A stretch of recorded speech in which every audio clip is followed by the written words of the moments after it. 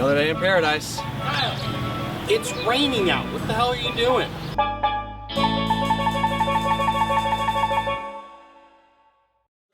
Do I look at him or do I look at the camera? What do I do with my hands? You can look at him unless you want to have like an office moment where you look at the camera.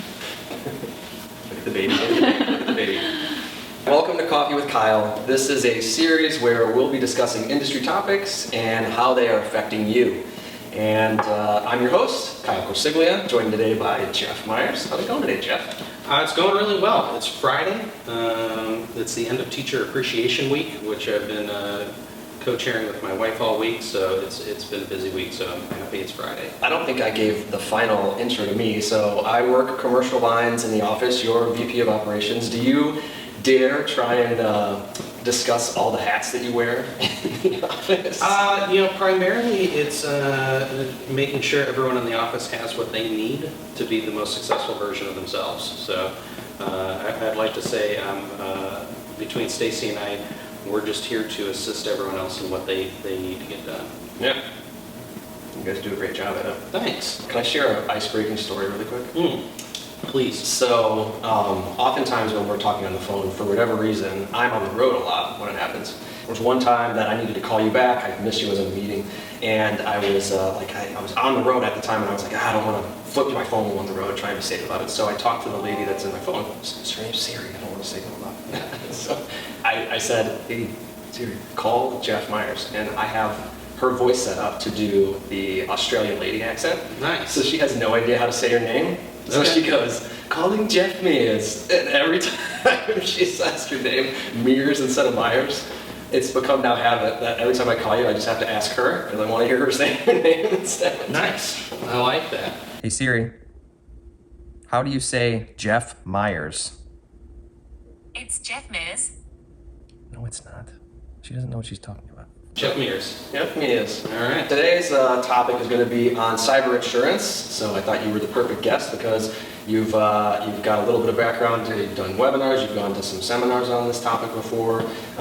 It's really hard to keep up with how fast-paced it is. But what exactly is cyber insurance to you? It's such an open-ended question, right? But at a high level, what is it to you? So cyber, I kind of wear two hats in that. One, I've been on the sales side of it and the insurance side, selling cyber liability to clients. And then on the other side, I have to wear the hat of operator of a business and taking care of the things we need to make sure that we're being safe as possible with the exposures that are out there.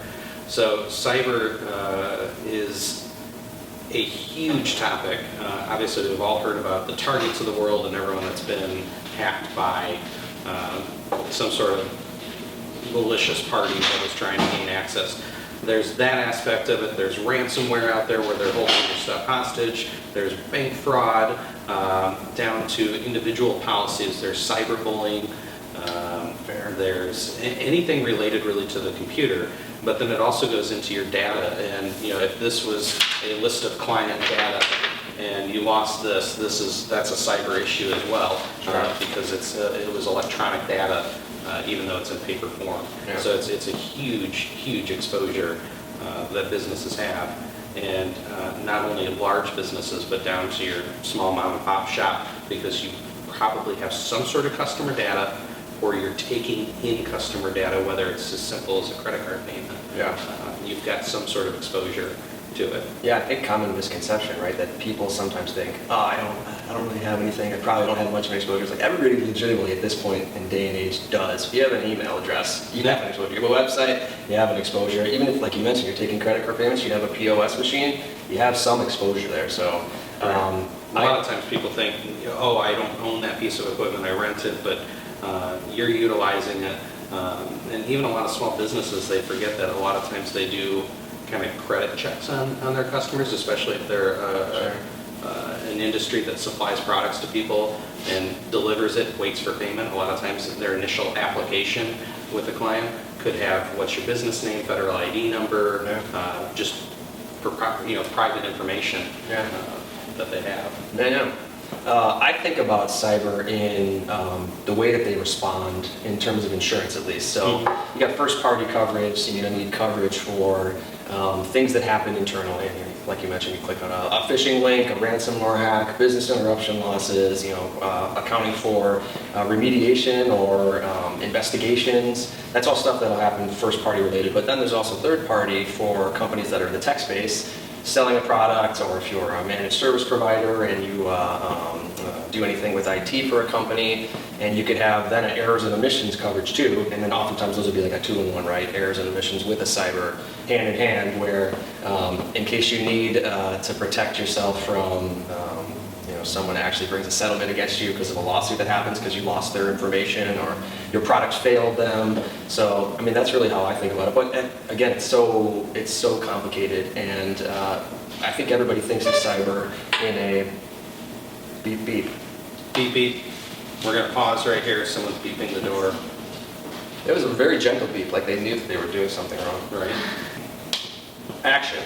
So I was curious on the front end of things, what are we doing internally, or what are some things that you would recommend clients to do? I think of cyber insurance like the archers of a battlefield. Like, you want it to be there as backup, but you don't want it to be the front lines of your defense, right? You still need to have things in place to be able to protect yourself. And oftentimes, the more protection you have up front, the better rates you might even be able to get from the insurance company, because they think, okay, well now there's mitigation in place, there's setup. So what are some things you would come to mind? Yeah, so that's the hat I wear quite a bit now, is more thinking about from the business standpoint. And one of the big misconceptions, I may have mentioned it earlier, is a lot of small businesses don't feel that they have the exposure, don't need quite the same stuff. And the reality is most cyber attacks hit businesses of 250 less employees, and in most cases those businesses are out of business in 6 months after a cyber attack, which is really scary to think.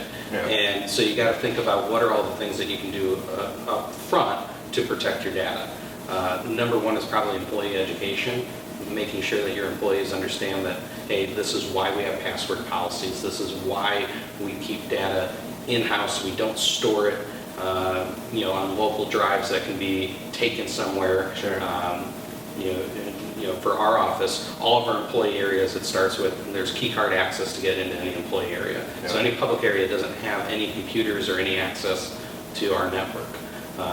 It goes down to then little things like your cell phone.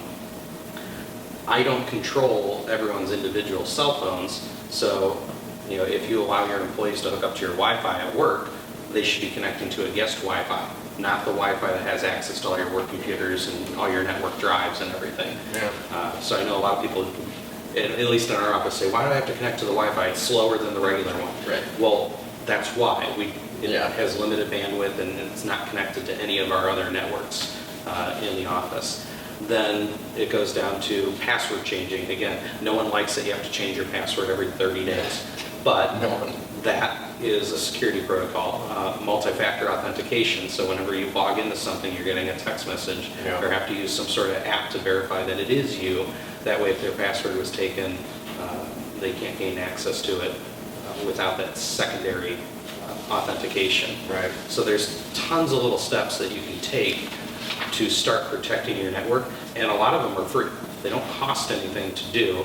It's just a matter of setting those parameters up in whatever systems that you're utilizing. Then you get into, depending on your size of organization and that, do you have VPNs, which is a virtual private network, and a lot of different mitigation steps that you can take. I would also recommend having a third-party service, someone that's a managed IT service for your computers, and most of the time they're putting on some sort of little thin client on your computers, and now you have a third party that's monitoring all the computers to make sure that all your software is up to date, your antivirus is up to date, and if they see any issues with that, they're notified. Because as your organization grows or you have more people, it's really hard to keep track of what your laptop has on it versus what someone else's laptop has on it. It's too big of a job for one person typically. Right. So utilizing some technology and a third-party service really helps mitigate that. And again, it's not terribly expensive. Can I ask a probing question? Yeah. So there was once upon a time that I got an email that was really fishy, and I sent it to you. I was like, "Is this a test?" And you were like, "What are you talking about? Are you actually testing us every now and then?" Yes. Okay. Thought so. Yeah, so again, another free service that is available sometimes to people, especially if you're utilizing Microsoft 365 for your organization. They have a built-in testing software that you can set up, and it randomly sends out emails to test everyone on the network to see if they'll click on things. Got it. And we get a report back on that. Sure. So I'm happy to say our last report was a 0 out of 0, which means nobody clicked any of the malicious Very good. information. Wow, okay. So, I thought we would have had one hit, but yeah, nothing. that's good, that's good. Well, that's a perfect segue actually, because now that we know a little bit about what cyber is and things you want to do on the front end, I'm curious to talk through ways you could get hacked or you could have a breach situation.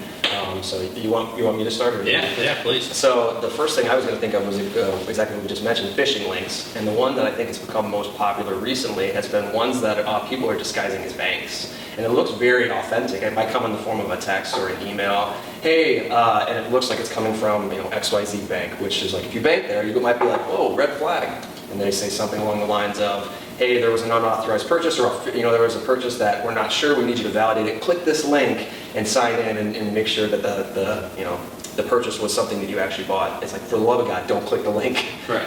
First thing you do, if it's an email like that from your bank, like go to your bank's actual website, log in, check for a notification bell, check your transaction history, make sure that there isn't something on there like that. But they're just waiting for you to click that link, fill in your information, and now they have your login information to your bank, which is a total disaster. So that's the very first thing that popped into my head because they've gotten better with it. It used to be the old iTunes gift card scam, Right. which is it's easily sniffed out, right? Right. And now they've gotten a little better with the way that they're disguising it and masking it up front, which is it's scary because I was with a family member recently. They got that exact text, and it was from a bank, and it was I had gotten a text recently, and I'm like, I don't bank there, so I'm not worried about it. I know it's a fake. Right. They banked there, and they were like, I was like, before they clicked it, I was like, don't click the link.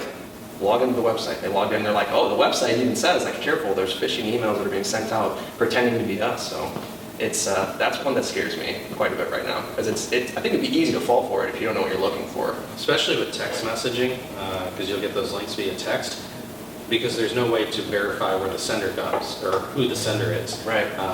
In email, a lot of times, if you hit the reply button on it and see where it's sending, Yeah. If it says, Kyle at yahoo.hotmail.com or something, okay, this is not Chase Bank contacting you. This is fraudulent. Yes.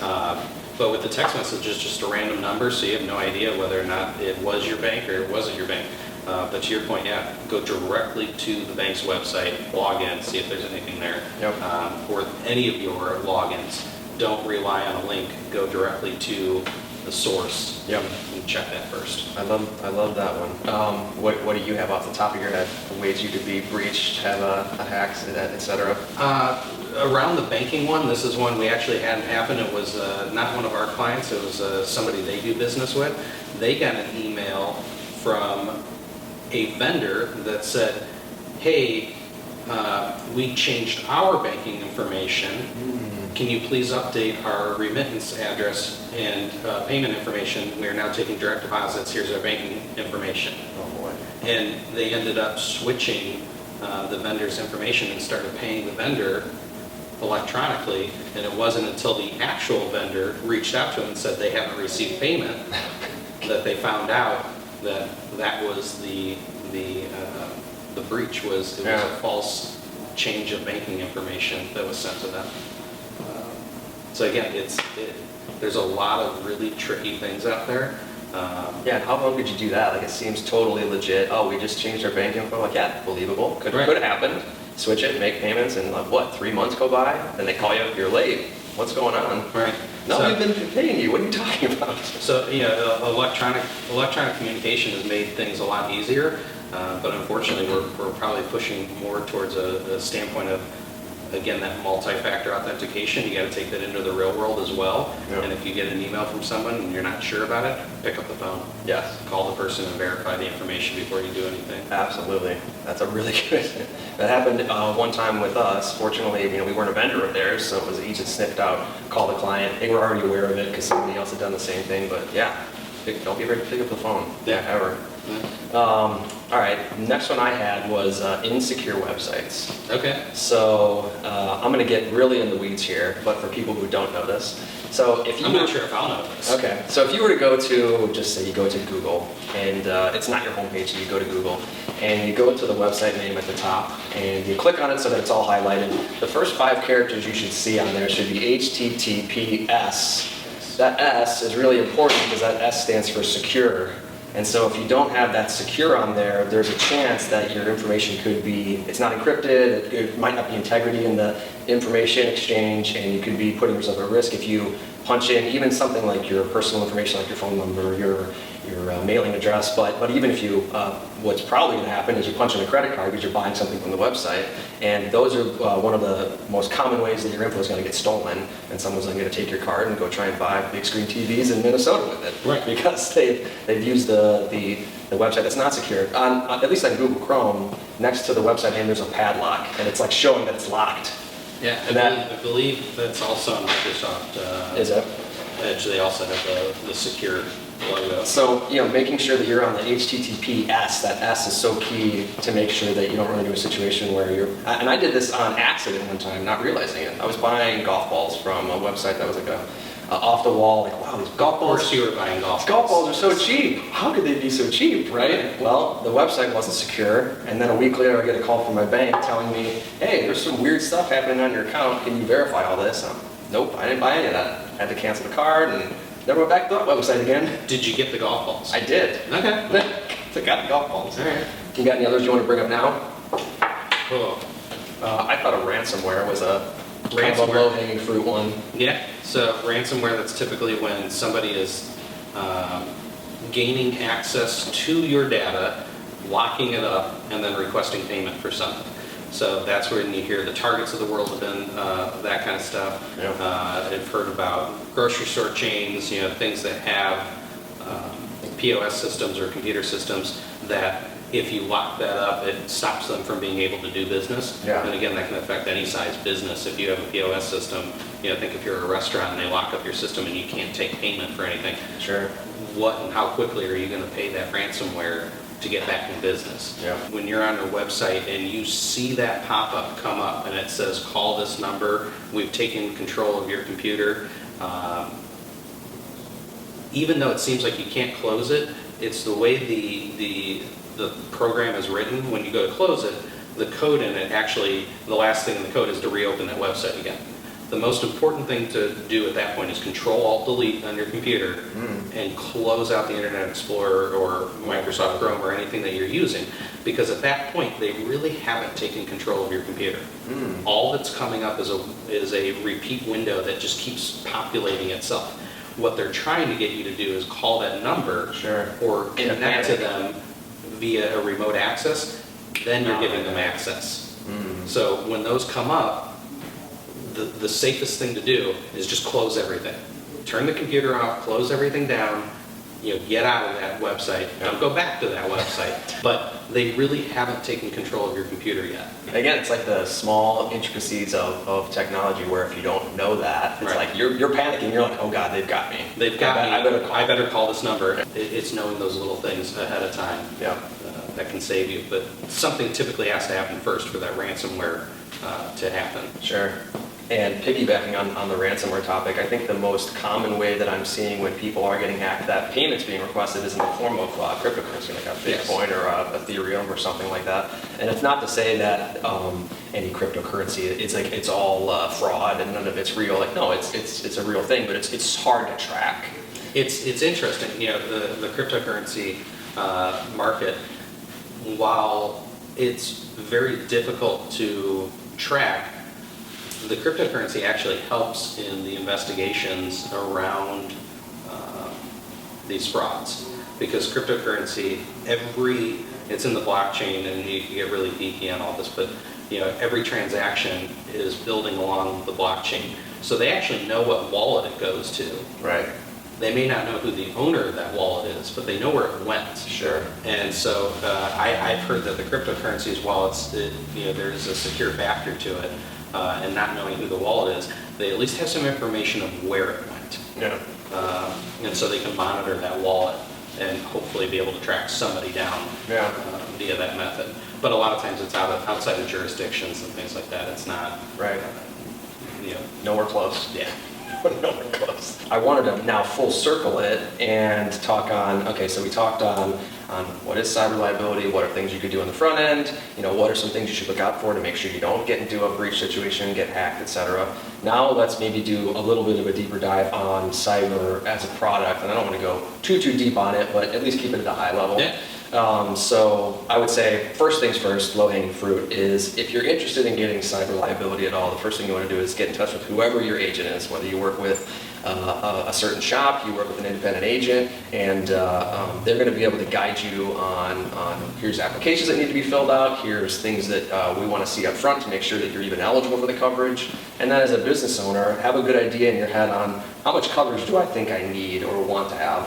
I have a couple of cliff notes here on some things that you want to look out for when you are buying coverage or whatever, but I don't know if you have any thoughts just off the top of your head you want to throw in there right now. I think the big thing, like you said, talk to whoever you're talking to, whether it's an independent agent, whoever. I would recommend calling Kyle.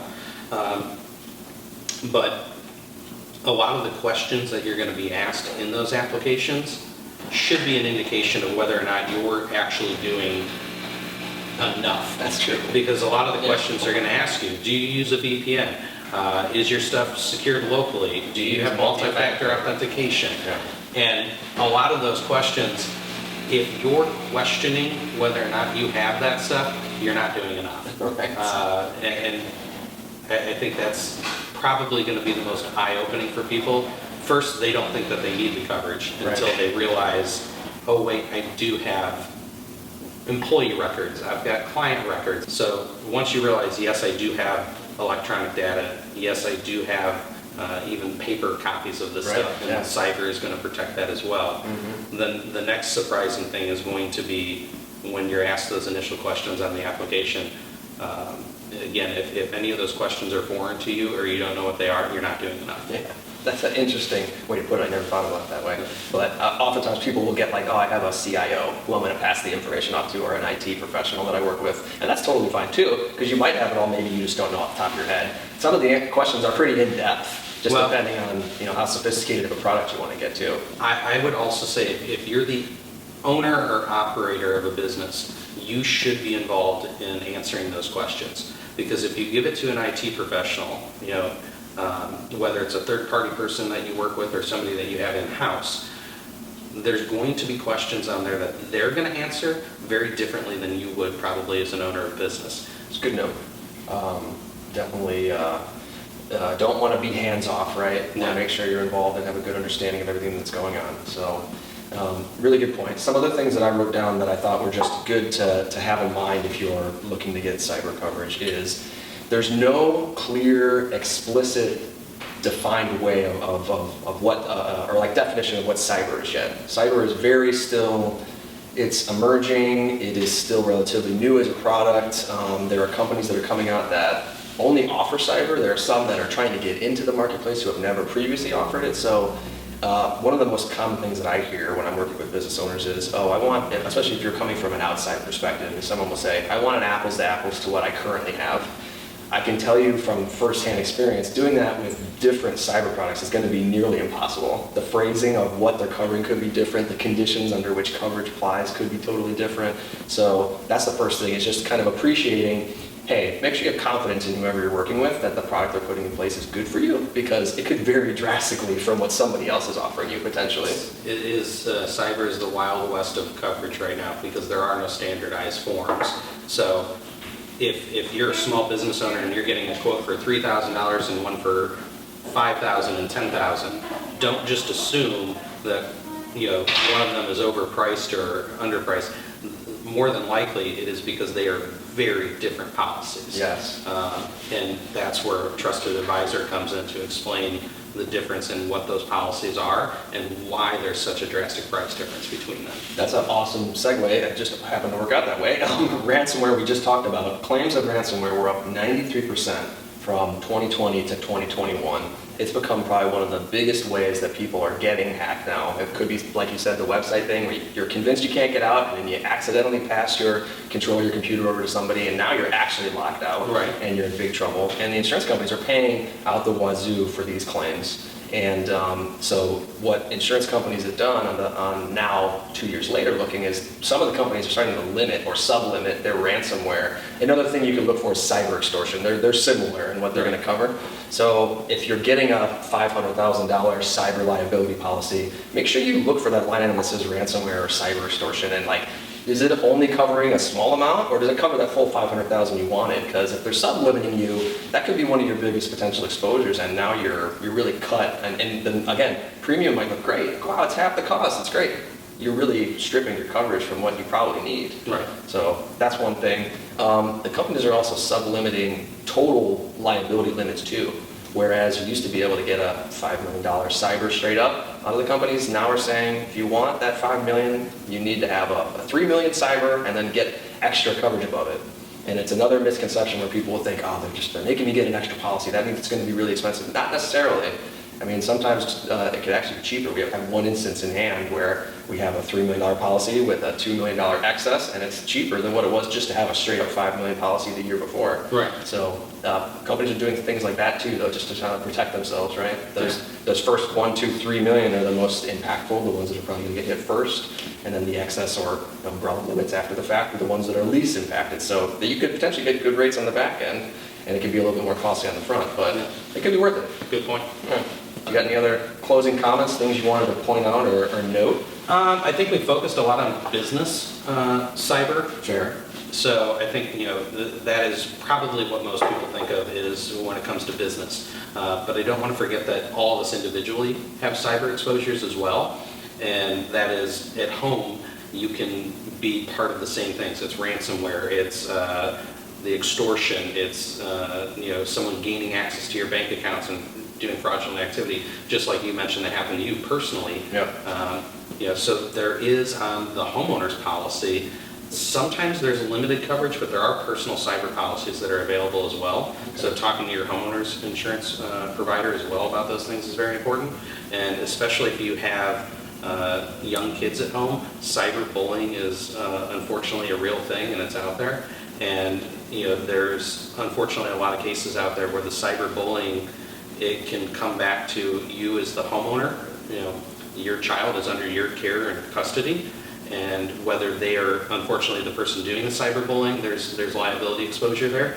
But also on the other side of it, as an individual with young children at home, a victim of cyberbullying, there's some exposure there, and you see young people having to get therapy and things like that for cyberbullying. So there's unfortunately exposures out there that you don't want to forget about as an individual as well. So it's just not business owners or businesses in general. It's also individuals that need to be worried about it. Sure. Yeah. All right. You ready to go on to some quiz questions? Yeah. What ifs? Let's do it. All right. This is a scary part. Let's see what Megan thinks about my work here. All right. So I was trying to think of. I spent a lot of time trying to think of the best way to come up with questions, and I was going off topic. I was like, I could do something fun with cars because I know you love cars, but then I'm like, but that's not really on brand with what we're doing here. So I decided to do. I'm going to call it the what if game. Okay. And it's going to be, I'm going to make a statement about the future of technology in general, or how technology could apply to insurance, and I just want you to give me your thoughts on it. Just Okay. What's the first thing that comes to mind, right? Okay. All right. So, all right, first statement. AI will become a serious workplace problem in our lifetime. Yes, and it'll become a serious workplace problem from the standpoint of who's controlling it, is the information accurate, and how much people are relying on it for their work. Yeah. So, yeah, it's a real thing. It's here. I've seen some pretty. You shared with me one of the most popular ones right now is ChatGPT, right? Yeah. And I've seen some really interesting people who have put some questions or prompts into the AI bot that are like it's wild and off the charts. Kind of the things you could think of, like something silly like create a short story where the main character is a ham sandwich and their best friend is a bird, and the bird is trying their hardest not to eat the sandwich for the whole, and like they'll literally write the whole story for you, and you're like, this is absurd. Yeah. And you wonder how complicated that's going to make it for like people like artists or for people who are writers, right? I'm with you. I think AI could become a weird problem. It is here, and I don't think we understand everything about it and what it's going to mean for business, but most businesses, you probably have someone in your organization that's utilizing it for something, whether it's just as simple as writing emails or letters. Somebody is probably already utilizing it, and you may not know what they're putting into it. So there's going to be an exposure there. Second one, future generations will become more accustomed to purchasing insurance directly as opposed to using an agent. Yes and no. Yes, from I think our standard consumer, small business owner, individual, it's very easy to go online, plug in limited information, and get some sort of quote back.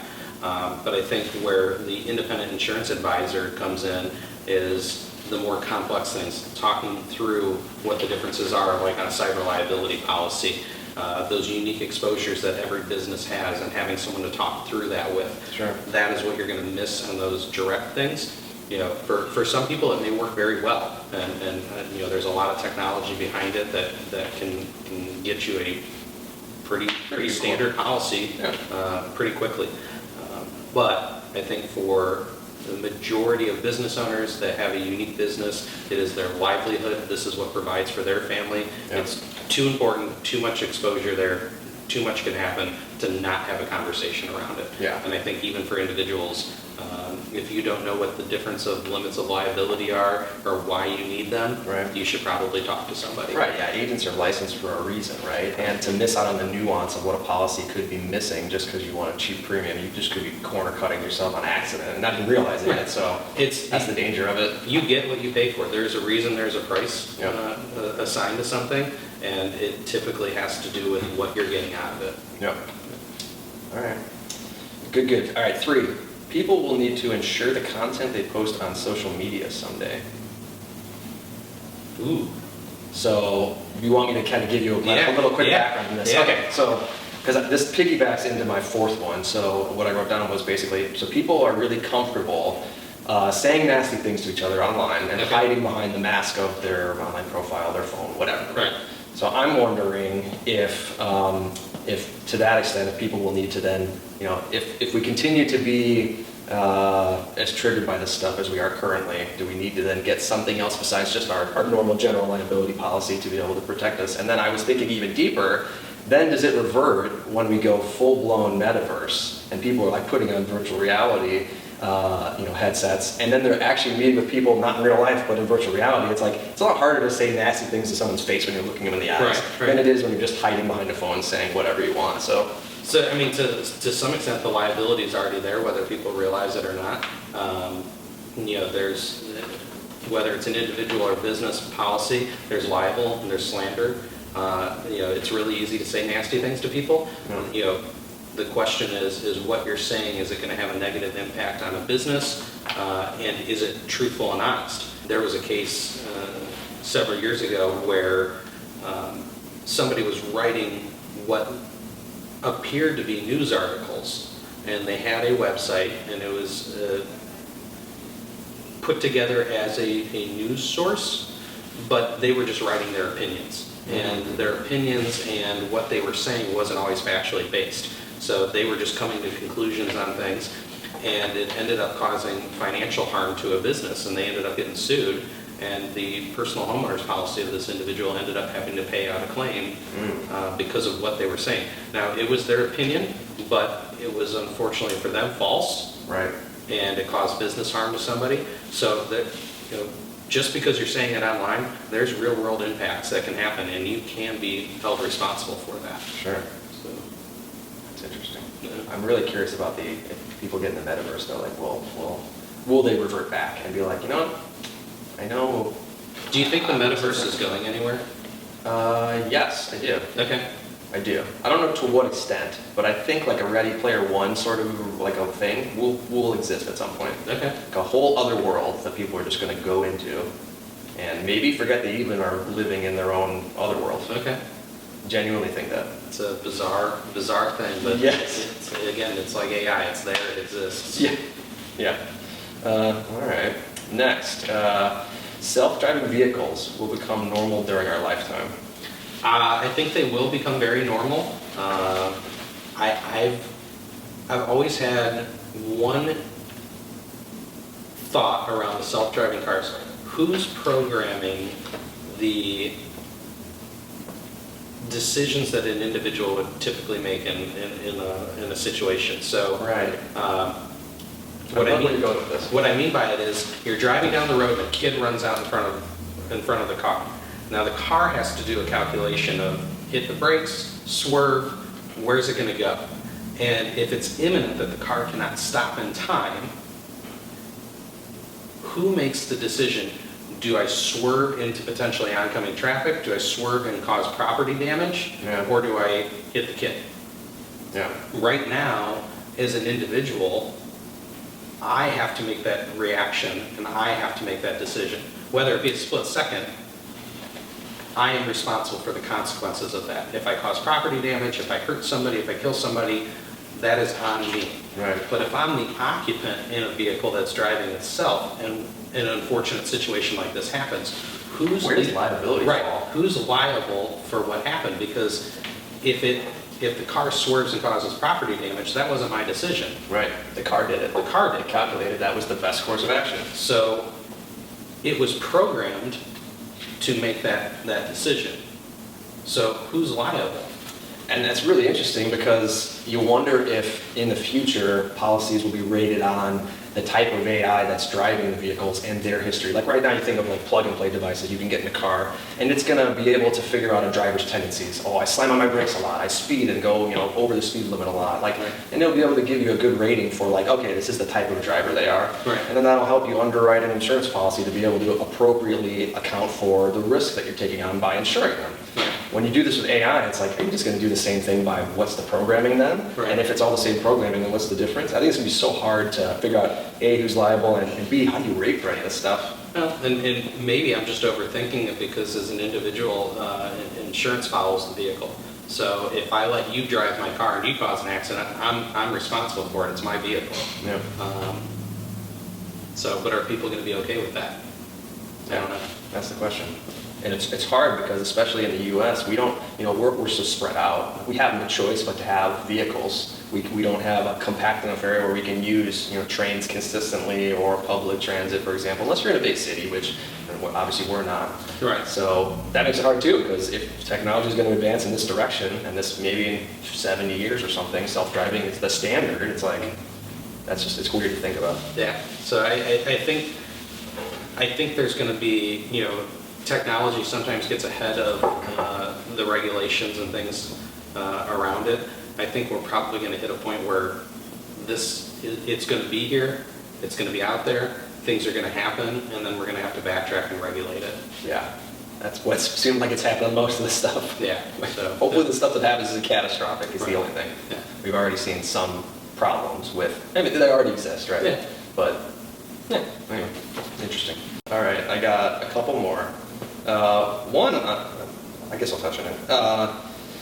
It's one that's going to trigger me when I hear your comments on it, though. But I'll say it. All right. Someday, insurance will be underwritten entirely by computers with little to no human interaction.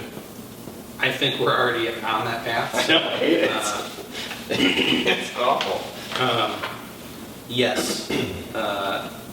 Will it ever get there entirely? No, just for the same reason I think independent agents are necessary, is there's always going to be business cases where a thought process has to go around and a conversation has to happen. Yeah. But we're already seeing it on small business. There's so much information that's available out there on individuals and businesses through credit checks and loss history and everything that can be pulled and ran, and an algorithm can figure out what is the exposure of something. And that's all based off of loss history. They know if you have a good credit score and your business has been in business for X amount of years, your likelihood of a claim based on claims information is X, and they're going to be able to rate it off of that. So it's there. Technology and data is huge, and I hope it's just never 100% in that direction, because my favorite thing about my job is when I get to build a narrative when I'm working with a business owner. And like, so I always want to know the story of, how did you get in business? How long have you been doing it? Do you have succession in place? Is the business growing, etc. Right. And to be able to tell that to someone, and then it's like, again, there's nuance. It's like not everything's just like, was the box checked? Mm-hmm. Oh, they do X, Y, Z, so they're out. Right. Well, there's so many other good things. If you just point to the one that's the bad thing, if the computer says no because of one bad X, Right. That's what drives me nuts about it. Well, I think an actuary would tell you what you're talking about is subjective versus the numbers are not subjective, That's and they fair. don't lie. That's fair. But I will say, yes, there is a place for the algorithms and the underwriting that happens and the pricing that happens utilizing just raw data and statistics. Yeah. There is a place for it. That is not going to solve every situation. No. So there'll definitely be a hybrid of it. Yeah, I hope so. Last one. Human enhancements will make health insurance for people complicated. So I'm thinking of, this is where my mind went when I wrote this down, was T-sports, traditional sports like football or basketball or whatever. If you can adjust the way that, that you can already predetermine that this kid is going to be an athlete, they're going to be X amount tall, they're going to be X weight, or change their hair color, their eye color, whatever, and you can change their traits. Like, does that then, I wonder if there's ramifications that make health insurance complicated for those individuals, because it's like you're gene splicing at that point, right? It's like the famous saying for people who are good at things is like, oh, I have God-given talent. I'm just naturally gifted in X, Y, Z. Right. And if you're messing with DNA, does that make that impossible? That is a really good question. I don't know if I've ever really put much thought behind that, but what you're describing, definitely there's going to be ramifications of that as well. I don't know. Are we at a point in the United States where you can manipulate the genes for an unborn child yet? I think at least like hair color, eye color, I think yes. Okay. Like if you want, I have dark brown eyes, but if I wanted to have a baby that had light blue eyes, like theoretically I could do it. Would it cost a lot of money and I'd have to go to special places? Yeah, but theoretically it's doable. Right. That's the start of a scary process. So yeah, can you then splice through the DNA and say this child is is predisposed to this type of cancer? We're going to take that gene out. We're going to do this. Yeah. So can you genetically engineer a superior human, legitimately, which is going to affect health rates? Yeah, you're onto something there. Interesting. Don't know if I have an answer, but you're onto something there. There's that. If that progresses, that will definitely be an issue. And I think, at least for me as a sports fan, it could potentially just ruin sports in general. Right. Because it ruins I don't know if you call it fun, but it's like a part of the process is if someone practices a lot and they gain certain skills and already had talent naturally that just came to them, then they can kind of develop from there. And so it's like if you can just create a 7'3", 285-pound person that's just going to play basketball, they're just going to swat everything away from the rim, But you're still going to have that component of developing the talent. Yeah, that's true. You could make me a little thinner than I am and taller than I am and make me more muscular, but am I going to have the desire to perform and hone and craft the skill in a sport? I don't know. Yeah, that's true. So you might just end up with genetic super babies that We could just look like an athlete, but legitimately just make superheroes. Yeah. Legitimately, just like gene splice a superhero. Yeah. Marvel movies coming to reality. Not like people are going to be able to move things. Listen, I don't know what's possible. Right. Superhuman strength. Yeah. I would take that. That'd be fun. Wait, what superpower would you use? Ooh. This is going to sound really bad, but I'm more of a fan of Bruce Wayne. Okay. Batman. Because You like the gadgets. Well, because he doesn't have any superpowers, but he's a superhero. Yes. His only skill is let's face it, he has a lot of money. Yes. So he's able to develop everything that he needs to be that person. Yeah. So I feel like he's the most realistic superhero because That's true.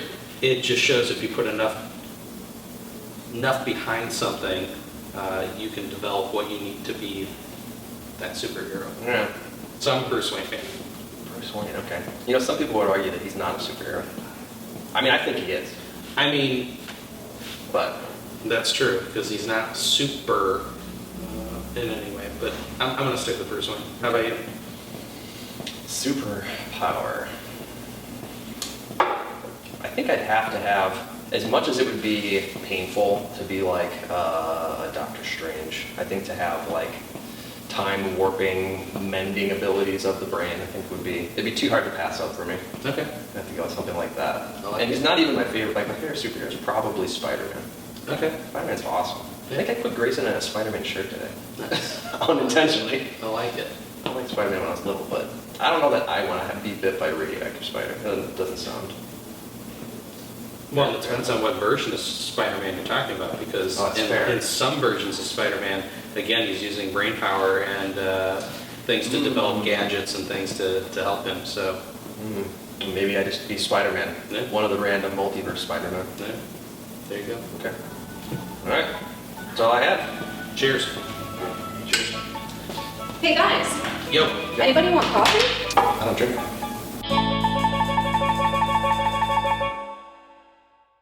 Wait, That's what's my true. line? Shit. Can I go like, how am I gonna know when you want me? Was that good? Yes. Did I look like I was in like a 90s TV show? You ever seen the Debbie Downer skit from SNL? No, you seen that? Mm-hmm. That's exactly what she just did. I don't drink coffee.